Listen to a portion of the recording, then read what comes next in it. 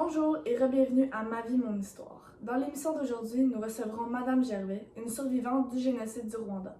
Madame Gervais va nous expliquer le déroulement du génocide ainsi que l'enfer qu'a vécu la population rwandaise. On peut l'accueillir. Bonjour.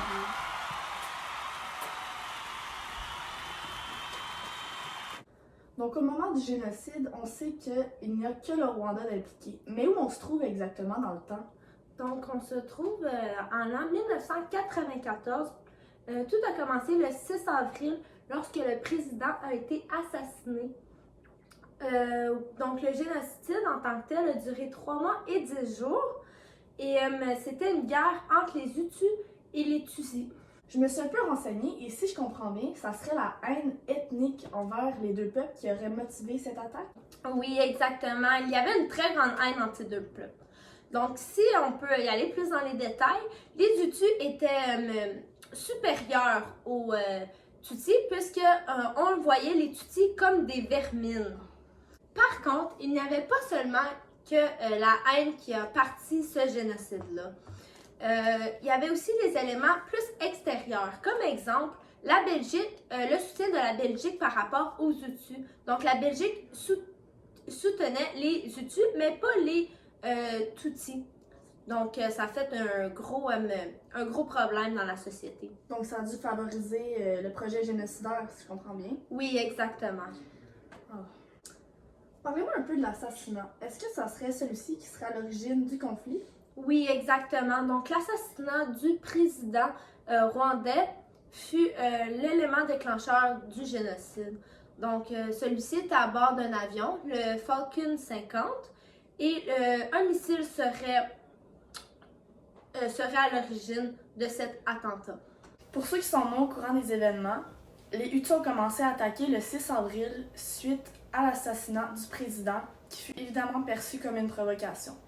Déjà préparés, armés et entraînés, les Hutus avaient dressé une liste de personnes à éliminer qui visaient principalement les Tutsis, mais aussi les Hutus qui rejoignaient de près ou de loin le peuple Tutsi. Donc par exemple amis, famille ou encore des liens à cause du travail. Donc j'imagine qu'il y a eu une intervention de la part d'une organisation internationale comme l'ONU. Oui, exactement. Donc l'ONU a intervenu. Par contre, face à la montée de la violence, ces troupes ont été évacuées, laissant que quelques casques bleus.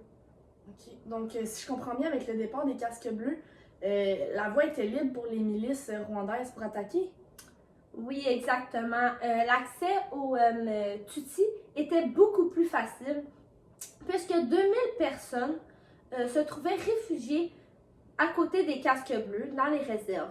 En quittant les lieux, les casques bleus ont laissé cette population seule, vulnérable et sans défense.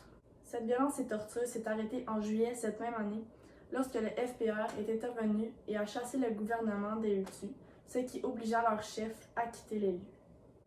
Mais la violence ne s'est pas arrêtée du jour au lendemain. Durant des semaines, les Tutsis ont perpétré des actes brutaux pour venger leur peuple maintenant assassiné. Madame Gervais, à l'heure de la fin du conflit, des questions ont fait surface chez certains États. La principale étant, aurions-nous pu éviter cette catastrophe? Qu'en pensez-vous? Eh bien, il est certain que l'intervention de quelques communautés internationales et quelques puissances militaires auraient pu limiter les dégâts. Mais au départ, les gens savaient. Qu'entendez-vous par ils savaient? Seriez-vous en train d'insinuer que la population aurait pu être sauvée? C'est exactement ce que j'entends. Puisque bien avant le génocide, la communauté internationale savait ce qu'il se passait au Rwanda. Également, plusieurs pays, dont la Belgique et les États-Unis, ont également reconnu leur part dans la responsabilité lors de ce génocide. Madame Gervais, merci infiniment de votre visite à Ma vie, mon histoire. Nos meilleurs vœux pour votre futur. Merci beaucoup.